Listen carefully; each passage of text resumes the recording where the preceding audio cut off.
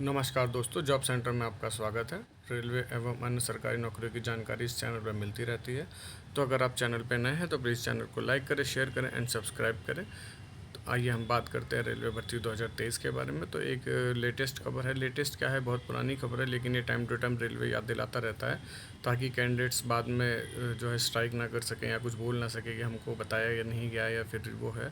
तो 2018 से ही जैसे कि रेलवे याद दिलाता आया है, फिर 19 में याद दिलाता आया है। तो उसने बताया है कि जो है आगे भविष्य में जो है ग्रुप 4 की नौकरियों में जो है रेलवे ITI कंपलसरी कर देगा और रेलवे की अधिकांश वैकेंसियाँ जो है वो जो है इसी के आधार पर भरी जाएंगी। तो जो है यही बात जो है इन्होंने बताई है नोटिस में कि अधिकतर यानी 80% पोस्टें जो हैं लगभग वो जो है ITI से भरी जाएंगी और उसके बाद जो थोड़ी बहुत पोस्टें बच जाती हैं जैसे पॉइंट्समैन हो गया, हॉस्पिटल अटेंडेंट हो गया, ये सब चीज़ें जो है भर्ती जाएंगी जो है नॉन ITI से। तो जैसे कि हम जानते हैं और आइए हम इसी पर बात करते हैं कि ITI दिलाएगी रेलवे में नौकरी। जी हाँ, बिल्कुल। लगभग 80% सीटों पर सिर्फ़ और सिर्फ ITI वाले फ़ाइट करेंगे। आप जैसा कि आप देख रहे हैं, हमने अपने थंबनेल में भी लगाया है कि लगभग 80% सीटों में। जी हाँ, दरअसल क्या है कि 20% तो रेलवे अप्रेंटिस की वैकेंसी होती हैं और 20% एक्स सर्विसमैन और PWD इन सबको मिला के होता ही है 40% से अबव। लेकिन जो है एक्चुअल में क्या है कि इनका जो है वैकेंसी अगर फिल ना हो तो कैरी फॉरवर्ड कर दी जाती है। एक्स सर्विसमैन की तो नहीं करी जाती, लेकिन जो है अप्रेंटिस की जो है वैकेंसी को कैरी फॉरवर्ड कर दिया जाता है जो है जनरल कैंडिडेट्स के बीच में, ताकि जो है अगर वो अप्रेंटिस के बच्चे नहीं मिलते हैं तो वो वैकेंसी जो है जनरल से भर दी जाती है। और ये अधिकतर होता है। 2018 में लगभग 12,000 वैकेंसी थी, लेकिन मात्र 1200-1500 कैंडिडेट सेलेक्ट हुए थे। उसी आधार पे 2019 में भी अभी कोई ज़्यादा बच्चे सेलेक्ट नहीं हुए। लगभग 20,000 से ज़्यादा पोस्ट थे, ग्रुप डी की थी, लेकिन इतने बच्चे मिल नहीं पाए। और अगर मिले भी हैं तो उनका सर्टिफिकेट इशू चल रहा है कि जो है वो लास्ट डेट के बाद इशू हुआ है। तो आप जान सकते हैं कि इसके अंदर बहुत ही ज़्यादा मौका है। तो ये ITI वाले जो भी बच्चे हैं उनके पास सुनहरा मौका है। आपको याद दिलाना चाहूँगा कि 2019 की जो भर्ती थी उसमें ITI कंपलसरी कर दिया गया था। तो मात्र 50 लाख फॉर्म आए थे लास्ट डेट तक, लगभग। तो 50 लाख फॉर्म आए थे, लेकिन जैसे ही स्ट्राइक हुआ, बच्चों ने धरना प्रदर्शन किया, रेल रोकी, उसके बाद जो है वो ITI को हटा दिया गया और 10वीं कर दिया गया। और 10वीं करते ही आप सोचो 1,14,00,000 फॉर्म हो चुके थे, यानी कि लगभग 60 लाख फॉर्म बढ़ गए थे। तो आप अंदाज़ा लगा सकते हैं अगर 50 लाख में अप्रेंटिस और ग्रुप डी की रेलवे कैंडिडेट्स की जो है ITI के साथ फ़ाइट होती तो ज़्यादा बच्चे कहाँ सेलेक्ट हो पाते। और जो है लेकिन जो है अगर अब ITI के अलावा जो है नहीं बच्चे भाग लेंगे तो फिर ITI वालों का सिलेक्शन होना बहुत ही आसान है। ITI और नॉन ITI में यही अंतर है कि नॉन ITI के बच्चे जो है वो हाई स्किल्ड होते हैं, यानी कि वो 10वीं 12वीं BA MA कोई भी भर सकता था। लेकिन अब जो है ITI को कंपलसरी करने की वजह से कि अगर अब जो बच्चा ITI होल्डर है वो ही सिर्फ इसमें आवेदन कर सकता है। और ये बहुत ही अच्छा सुनहरा मौका है रेलवे में नौकरी पाने का। और ये जो लेटर है OBC का जो है इसमें जिसमें ITI को मैंडेटरी किया गया है, ये जो है समय समय पे आता रहता है, याद दिलाता रहता है रेलवे, ताकि बाद में कोई दिक्कत ना हो। तो आइए हम लेटर को पढ़ लेते हैं एक बार।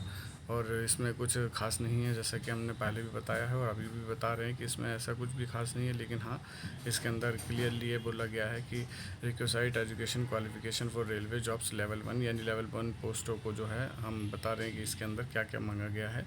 तो this one time exemption granted to Indian railways in employment notice number 0/2/2018 and RRC 01/2019, यानी कि वन टाइम जो है वो आपको एक्सेप्शन दिया गया था कि इसके अंदर आपको ITI वगैरह हटा के।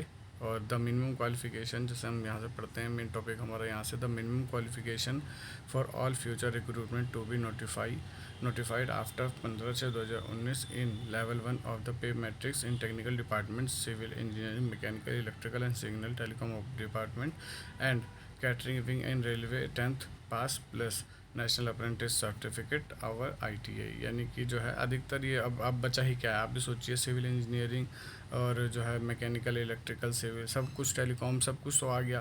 तो जो है इसके अलावा बचा ही क्या है। तो आप देख रहे हैं इसके अंदर जो है क्लियरली बोला गया है कि आपके पास जो है 10th पास प्लस ITI या फिर NSE होना चाहिए, यानी अप्रेंटिसशिप होना चाहिए। तो अगर आपके पास है तो आप भर सकते हैं, नहीं है तो नहीं भर सकते। इसीलिए उन्होंने कहा था कि आप समय पे अपने एजुकेशन क्वालिफ़िकेशन को बढ़ा लीजिए, ताकि जब भविष्य में भर्ती आए तो आप उसमें एलिजिबल हो सकें।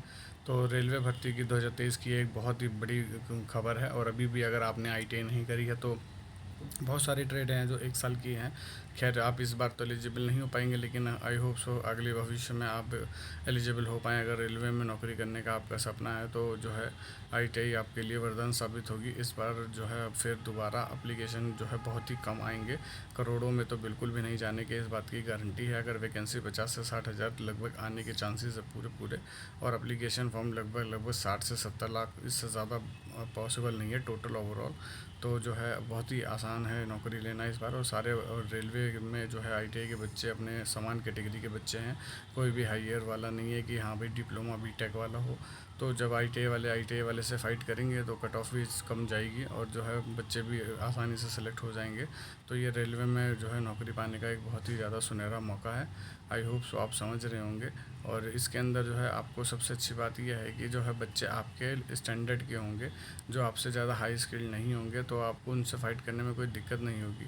और 80% सीटें लगभग, क्योंकि जब अप्रेंटिस की सीटें नहीं भरी जाती तो वो जो है जनरल को दे दी जाती हैं, उसी तरीके से जो है बहुत सारी सीटें होती हैं जो नहीं भरी जाती, तो जो है इन सबको जनरल कैंडिडेट्स को देके उसको फुलफ़िल कर लिया जाता है। अभी तो बीच में ये भी खबर है कि अगर किसी जोन में वैकेंसी ज़्यादा है और कैंडिडेट्स कम है तो वहाँ से दूसरी जगह से वो बच्चे ले सकते हैं, ताकि वो अपनी जो है एक भी वैकेंसी को खाली ना छोड़ें और सारी भर दें।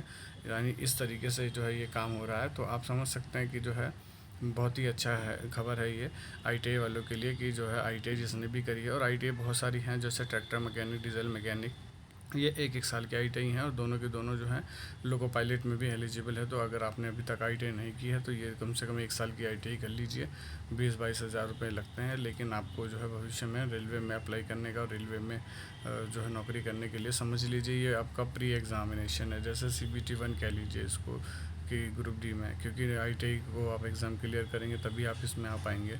तो जो जिस बच्चों ने नहीं करी है वो कर ले, और जिसने करी है वो तैयारी करता रहे। वैकेंसी आने वाली है और जल्दी वैकेंसी आएगी। सारे छात्र अपने बराबर के हैं, तो जो है फ़ाइट करना भी बहुत आसान है, लेकिन अच्छे से अच्छे मार्क्स लेकर आप अपनी नौकरी को पक्का करें और जो है रेलवे में सर्विस करें। आई होप सो आप मेरी बात को समझे होंगे। और अगर चैनल पर नए हैं तो प्लीज़ चैनल को लाइक करें, शेयर करें, सब्सक्राइब करें।